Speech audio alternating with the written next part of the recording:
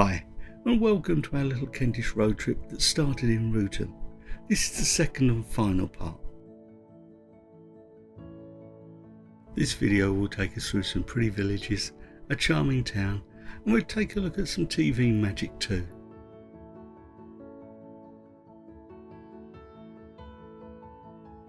In part 1 we started at Wrotham village, heading on to Item and Item Moat before arriving at Shipbourne. In this part we'll pick up at Shipbourne, heading on to West Peckham, Mereworth and Westmoreland before completing the loop. If you wish to cycle this route, then the nearest stations are Borough Greenman, Wrotham and Westmoreland. The total distance is 23 miles, and today we're covering 15.5 of them. So without further ado, let's hit the road. And we're picking up where we left off in part 1, at Shipbourne. That's Shipbourne, not Shipbourne. And I'm pulling into the Chaser Inn, but we're not stopping here today, but I think we will be back. By the way, there's more parking at the rear for patrons. We're passing by it and heading to St Giles Church. And a point of note, there's a great looking farmers market here on a Thursday morning between 9 and 11, and the Chaser Inn is open for breakfast.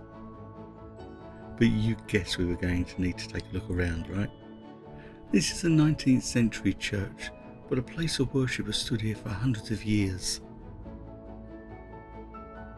A stroll around the graveyard leads us to this intriguing headstone of Thomas Cocket, who died in 1730, and his wife Elizabeth, who died some 25 years later. As you can see, we're in a beautiful part of the English countryside, and if you missed Item Moat from part 1, you can follow the footpath to the northwest. It's only about a mile away. Shipbourne is a great place to explore from, and if you need refreshment, I'm just saying. There is some public parking on the common, but it does seem to get busy. I love the repurposed telephone box, now with 1,000 years of Shipbourne history. And if you want to discover the public rights of way around you, then why not check out the premium version of the OS Maps app? I'll drop a link in the description below. It's now time to get back in the saddle, and we're turning left onto Stumble Hill, also known as the A227. It loses a little bit of magic, doesn't it? I have to be honest with you, we didn't see that much of Shipbourne, but I do hope you like what we did see.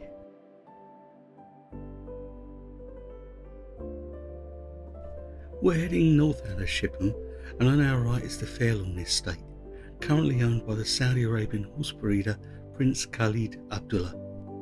The next village we will pass through is Plaxtol, which means we'll be making a right turn. The junction can be a little challenging as traffic coming down the hill is meant to be keeping to a 50-mile-an-hour limit. It may not be.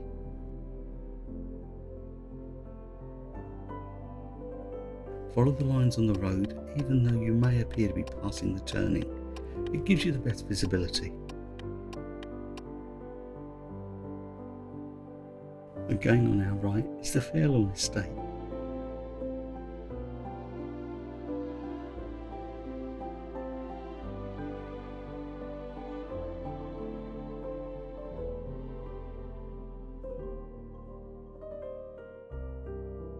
We now arrive at Plaxtol, another quaint historic village. One of my tools for researching is to check out the Historic England website. I then start with a church and work from there. Plaxtol's church is interesting because it was built in 1649, when the country was the Commonwealth of England after the execution of Charles I. So the visible history of the village is 16th and 17th century.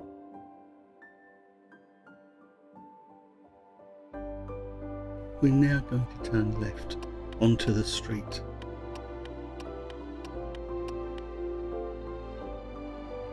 This is Plaxtol's main thoroughfare and home to the village shop and the village pub, the Papermaker's Arms.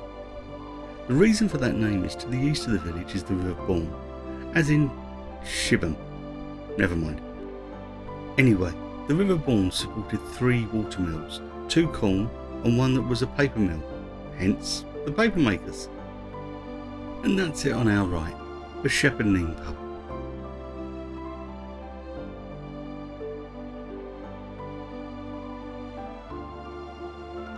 We'll now get a wiggle on through the village until we reach our next turn.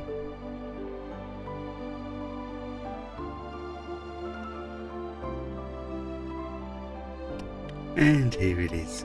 We have a double right turn. We're heading towards the hamlet of Dunk's Green. You have to love place names. After a series of Anglo-Saxon-derived ones on this trip, we've come across an altogether more English one. A wealthy local merchant, Mr. Dunk, built a home, now known as Rose's, in around about 1550. He also built a pub, the Red Lion, a few years later. In 1867 it changed its name to the Kentish Riflemen. Today that 16th century inn still exists, with a great selection of regional ales and a pub menu full of traditional treats. I need willpower. There she is in front of us. We need to follow the road around. The road markings aren't clear at the moment, but we're not deviating from our route. And talking of the route, I'll put a Google My Maps link in the description so you can follow if you wish.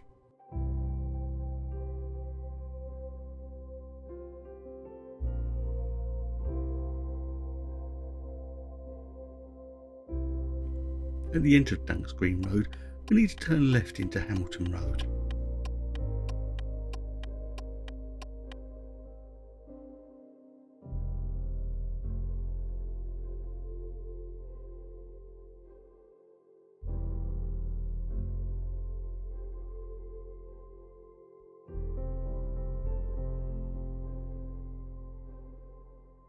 We now have a cheeky little left turn we need to make onto Park Road. It's an easy one to miss. I know because we did when we wrecked this route. Yep, that's right, we've driven this route before to create the most scenic little road trip through this part of Kent that we could. I really hope you like what we've created for you. If you do, then why not give us a like? We'd appreciate that. And why not subscribe so you don't miss any of our other little trips, as well as our travels further afield too.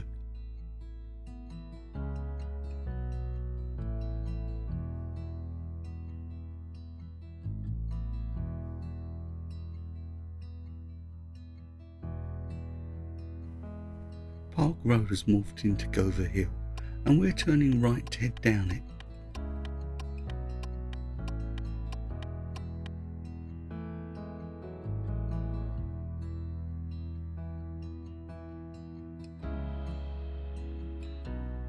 Occasionally on a road trip like this you come across a little surprise, such as this lumber lorry making its way down these narrow country lanes. At least I'm heading in the same direction. The secret is to pull back, turn up the music and relax.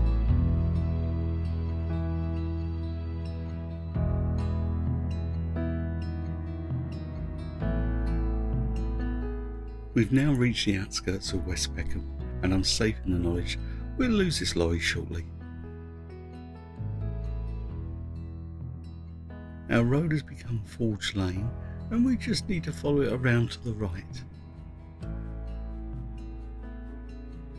And this is where we lose that lorry as we turn right onto Church Road. We're heading towards the village green. Quite different from the Peckham in South London. Now recently West Peckham has donned a secret identity, so I want to play a little game of spot the difference. Keep watching carefully.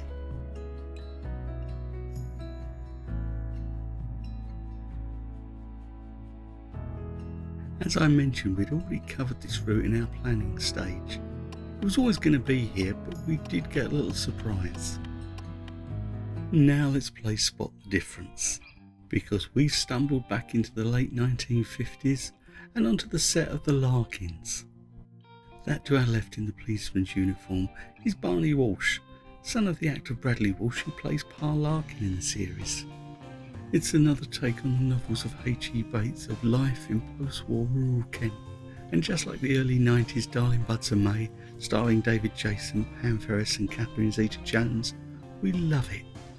A quick word about the production team whose filming we stumbled onto. Thanks for being so polite and friendly. I get quite grumpy when someone interrupts me working. This is a dead end, so I need to turn around and head back. So let's take one final look and let these guys get on with their job. I hope you're still noticing the differences.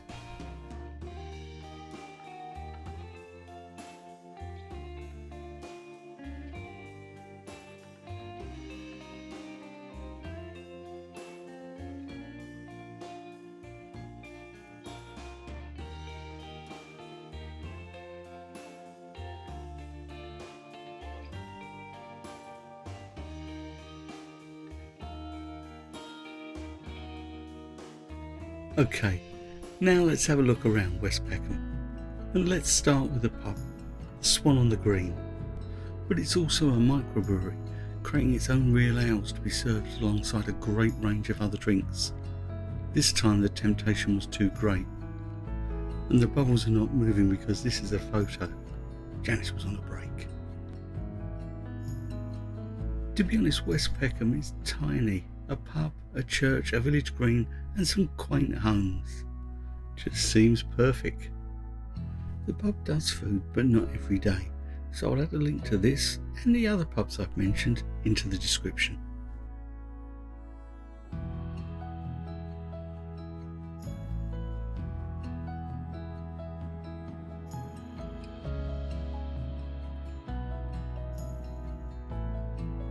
The village church is of late Anglo-Saxon heritage, so before the Norman invasion of 1066, although it's been added to over the centuries. It's now time to hit the road again, and we're heading back out of the village. Keep watching for those differences.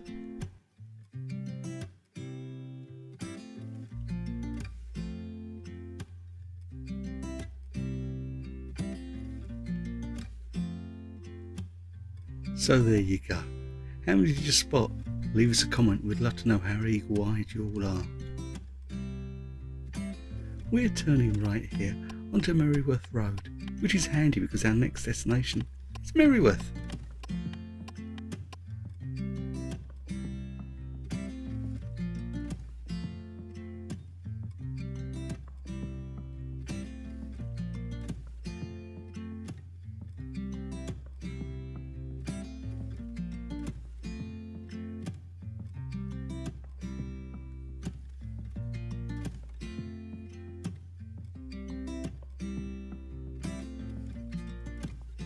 And now we approach the junction with 7 Mile Lane.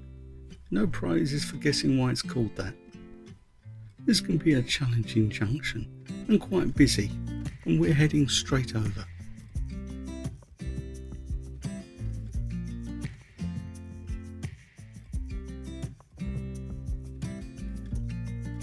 Actually, we got lucky. That looks straightforward.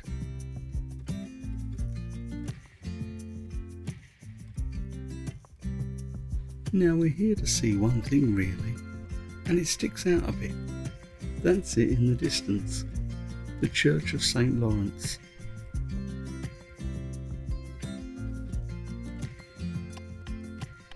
Let's pull over to the right here.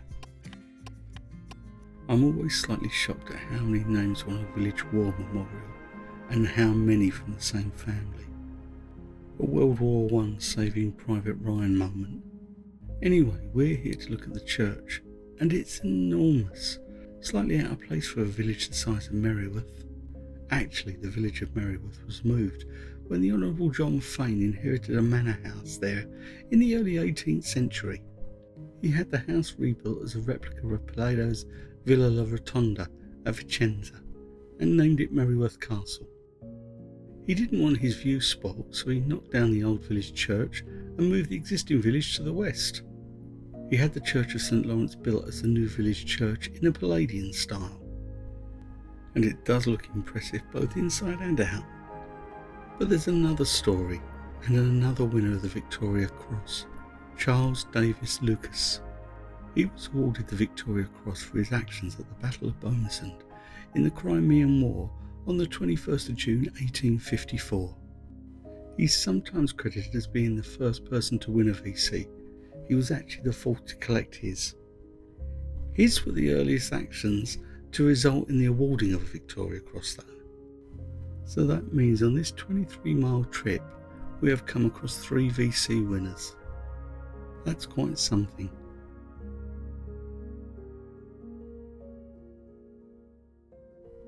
Now it's time to jump back into the car and head to our next destination, West Malling.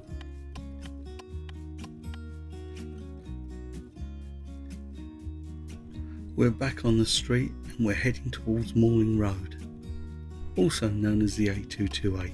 So it's a left and then give way onto the 228. Once again, this is one of the busier roads we'll be taking.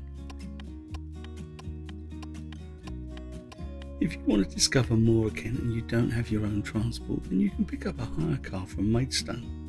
It's only 7 miles from Westmoreland or 10 miles from the start in Wrotham. I'll drop a link in the description for rental cars so you can check out your options. We are now coming up to Kings Hill, a new village created in the late 80s as a mix of residential, retail and office space, built on the former RAF Westmoreland. That's to our right, but we're carrying straight on.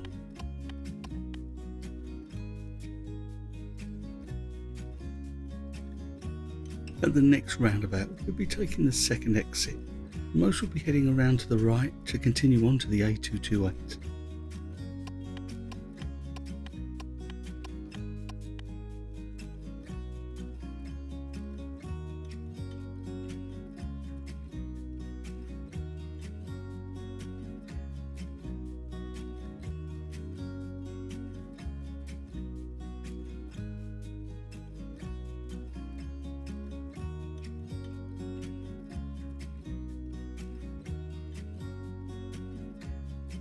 As we approach Westmoreland, we come across Manor Park Country Park on our right, and to our left Deuces Manor, which was the headquarters and mess for the officers at RAF Westmoreland during the Second World War. We now arrive at Westmoreland Centre and head towards the High Street. There is parking available on the street, but the town's car park is here on the right. Once again, I'm going to give you a taster of Westmoreland, as with an extended version which I'll pop up at the end. We'll start in Swan Street that leads down to Westmoreland Railway Station. This is an ideal transition point if you want to cycle this route. I couldn't miss the Cascade, an interesting feature in Westmoreland. Swan Street is also the location for St Leonard's, our recommendation for a place to rest overnight. The link will be in the description. As you can probably see, there are plenty of places to eat and drink should you decide to stay. And there's plenty of history to cover, as well as a few charming independent shops.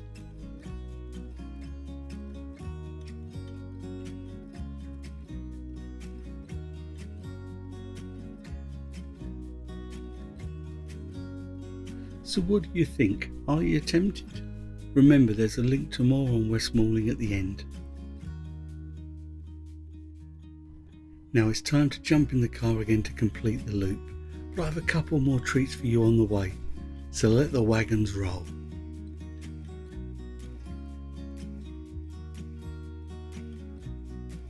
Let's turn left into West Street. Word of warning, it can be a little tight here.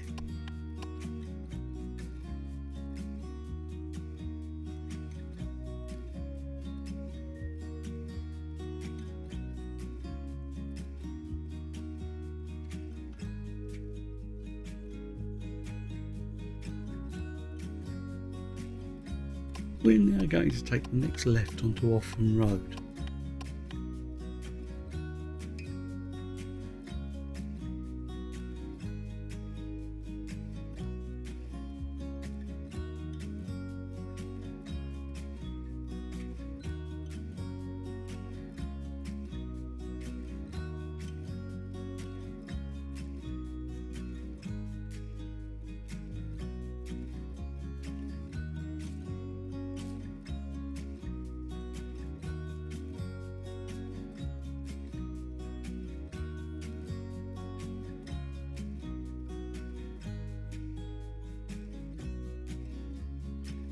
At the end here, we're turning right onto Teeston Road.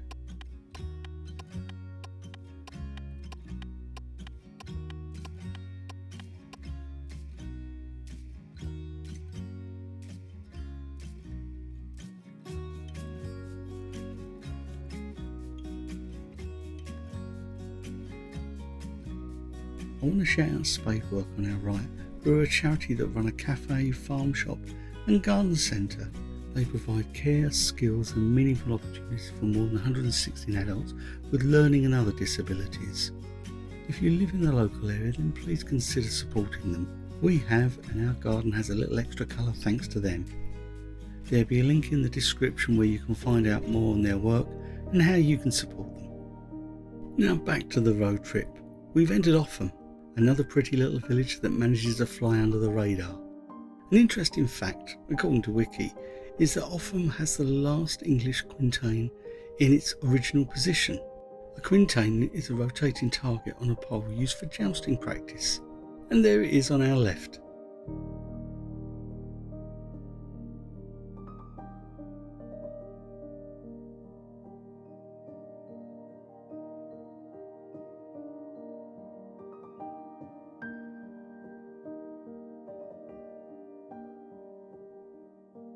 Over to the right is Offham Village's car park.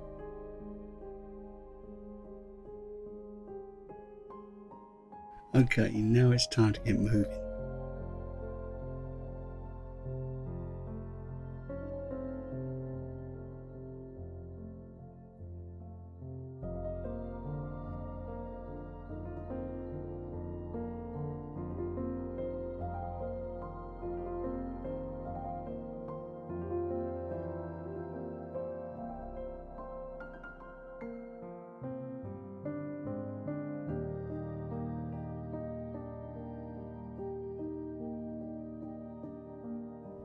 As we reach the end of Teeston Road, we turn right onto the other end of 7 Mile Lane. Once again, an interesting junction to exit from.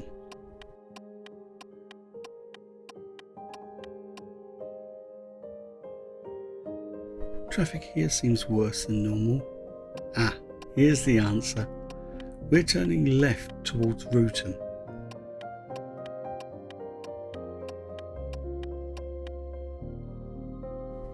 We're sticking to the right, following the signs for London Maidstone. If you need to refuel, here's the only petrol station we've passed en route.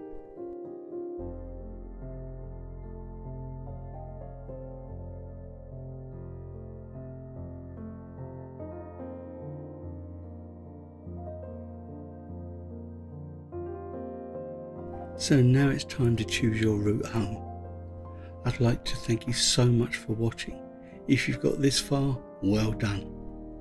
Remember, stay safe, stay well, and happy travels.